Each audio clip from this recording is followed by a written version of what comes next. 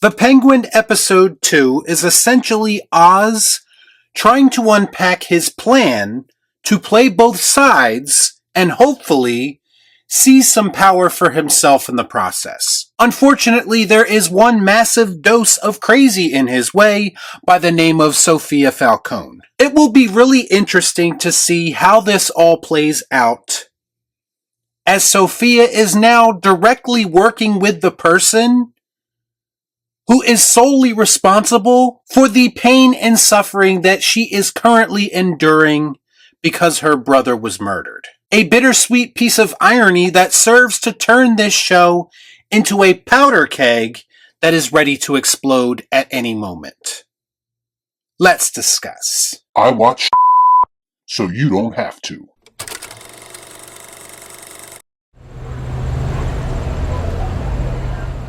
So Matt Reeves was quoted recently when asked about the possibility of Robert Pattinson's Batman making an appearance in this show. And I do think that his answer to that question was quite telling, and it's exactly why I have a lot of confidence in him as a creator when it comes to handling this universe properly. His response basically came down to, Batman is a powerful figure, and it was difficult to find a way to insert him into the show and not have him steal all the spotlight.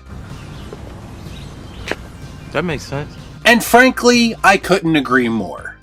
There is no reason to show Batman in this show. A lesser show from a less competent creative team would definitely try to shoehorn him into an episode at some point. And not because it made sense, but because it would be yet another way to mask the deficiencies of their storytelling. Just give the audience some eye candy so they don't realize that we have no idea what we are doing. The Penguin series is clearly above all of that gimmicky bullshit, and that's yet another reason to love it. That being said, this show is clearly being carried by two stellar performances from Colin Farrell and Kristen Milioti.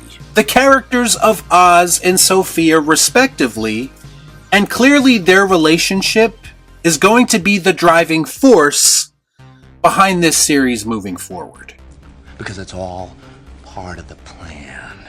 In this episode, we find Oz desperately trying to pin Alberto's death on somebody, on anybody that diverts attention away from him. By doing so, he puts himself and his little sidekick, Victor, in some sticky situations. But this is kind of what Oz does. He gets himself in trouble, and then he uses quick thinking and charm to get out of that situation. Even when the plan to frame Johnny Vitti doesn't go the way that he expects it to. He kind of thinks on his feet, and he finds an alternative solution that will still ultimately get him to his goal. He's able to adapt in a way that is going to be beneficial to him when the walls of this mob war start to close in on him. In this episode, we see his sadistic side as well as his more sentimental side, which is exactly where a lot of these Tony Soprano comparisons that we keep hearing are coming from. Very well, we're gonna do. I thought one of the best scenes in this episode was Oz going to visit his mother after she is found wandering the neighborhood after feeling the effects of her dementia. And she kind of lays a guilt trip on him because he is not as successful as he promised he would be, and he hasn't gotten her out of this house yet. And it's just another one of those little personal details that light a fire under Oz as a character. And it makes his pursuit of bigger things feel all the more important. He even feels an obligation to help his prostitute associates who he promises a better life for. This tells us that there's a lot riding on Oz's plan.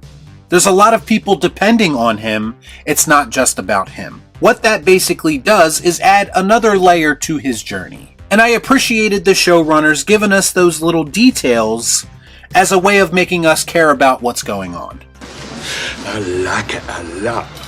And then we have Sophia Falcone, who is getting a lot more screen time than I would have expected. Granted, given her performance and the way her character was written, it's easy to see why. But in this episode, they do start to peel back her layers as well, and start to explore her crazy just a little bit. We all know that she's unstable to say the least. I mean, she's fresh out of Arkham after all. But on top of that, she is literally being thrust into a situation with her own family where she feels like an outsider. All she really wants is justice for her brother, but the family doesn't really listen to her or do things the way that she thinks they should be done. In fact, they put her uncle in charge instead of her. She is a woman trying to operate in the male-dominated world of organized crime. Yes, queen! Now again, in a lesser show, there would be cringe lines of dialogue about the patriarchy holding her down. But this show is a little bit more subtle about it. They let the audience come to that conclusion on their own. And they do so by allowing her story to unfold naturally. Is someone who is as unstable as she is the right person to lead this organization?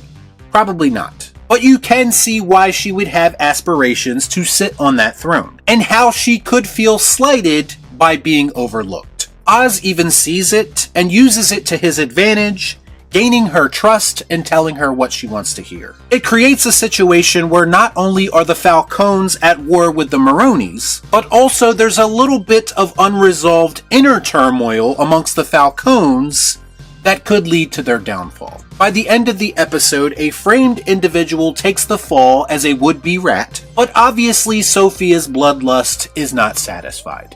But you one crazy ass b****.